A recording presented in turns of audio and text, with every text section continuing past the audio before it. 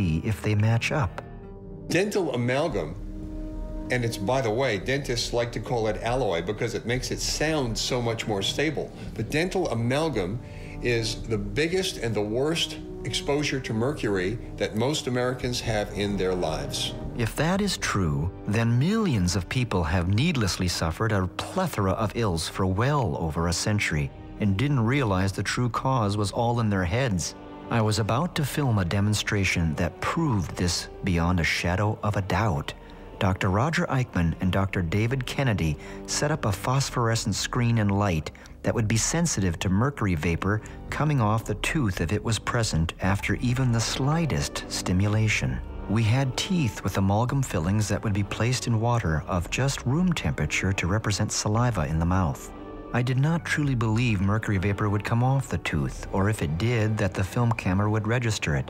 I also had a video camera on hand to record this event.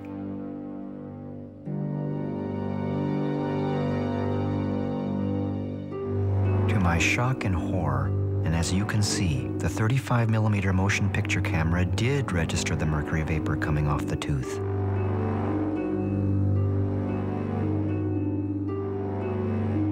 This is the first time in history this has ever been captured on a film camera.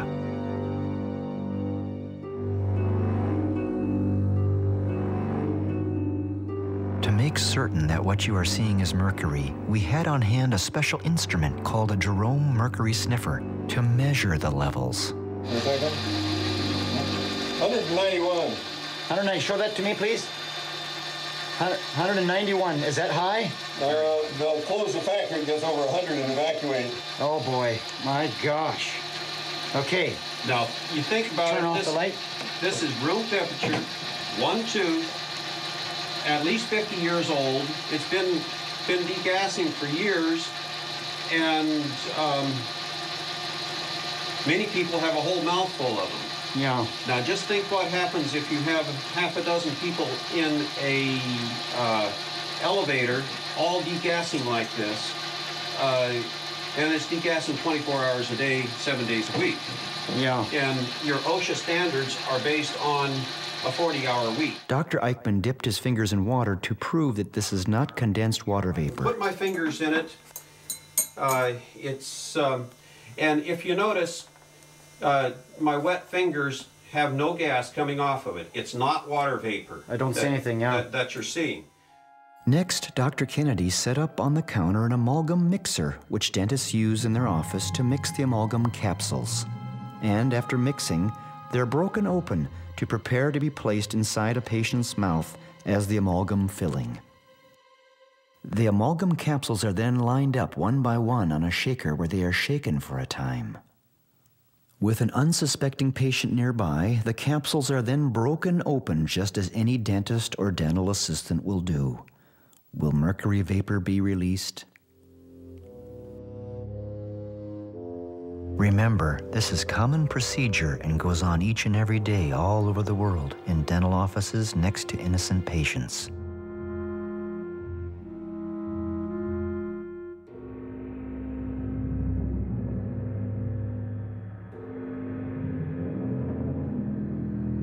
The images speak for themselves. For the American Dental Association to continue to insist that amalgams are safe would seem absurd. Turn on the light. Can we see what we got? 252. Yikes. Should we exit this? Are we getting poisoned in here? Yes, it's raised the room up. Yeah. It's no worse than working in a dental office. The problem is now, if you go into a dental office to remove a silver filling, and they cavalierly start putting a drill on, this whole screen would turn black. You hit it with a high-speed drill, and you're going to put mercury everywhere. And those very small cuttings of amalgam will go all over. You've got to use a rubber dam. You've got to use a high-speed evacuator to get all that out. And you never turn off your evacuator until the last piece is out of the mouth, because as soon as you scratch on it, it's just like me scratching a knife on here. Thank you. I think it's a crime what they're doing to their dental staff. Is that the female is much more sensitive reproductive-wise to mercury, and as a result, that causes not only infertility, but it causes birth defects.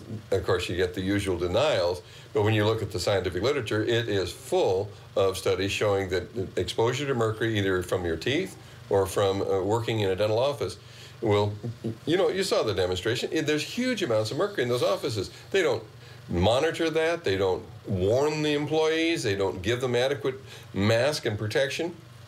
And as a result, there's a tremendous amount of infertility in dental assistants. There's a documentary on it. It's about the Norwegian dental nurses and about their lives being devastated by their job when they were young girls. So I think it's a crime what they're doing to these young girls.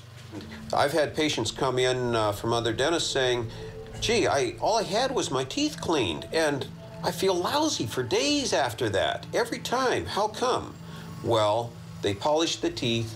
They get a huge amount of mercury being released for several days after that until you get a little bit of corrosion over the top, which slows it down a little bit.